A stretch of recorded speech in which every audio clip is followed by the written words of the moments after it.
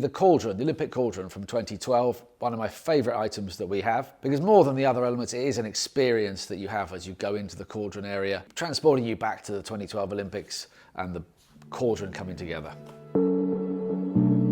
In previous times, in Olympic opening ceremonies and through the games, the cauldron had always played a significant part, but the design of it had not really changed since the first modern Olympic Games.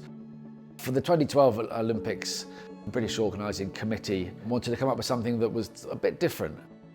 The designers Heatherwick Studios were tasked with coming up with the idea, the design and the concept for the cauldron.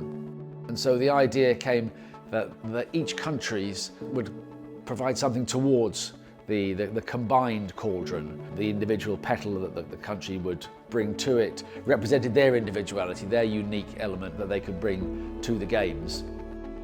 Within the museum, we have been lucky enough to get some of the real elements that were used in the production of the Olympic Cauldron. We also have a few of the replica stems and copper petals that grew together to form the cauldron.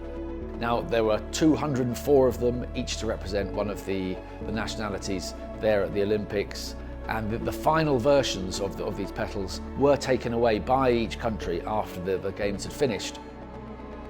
Within the ceremony, each country came in with their national flag, as in the usual Olympic opening ceremony concept, but also with a child carrying one of the copper petals. People would wonder how that was going to feature, why it was being carried.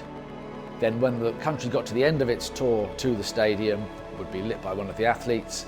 Before the Olympic Cauldron came together, all 204 petals now lit with the cauldron coming together.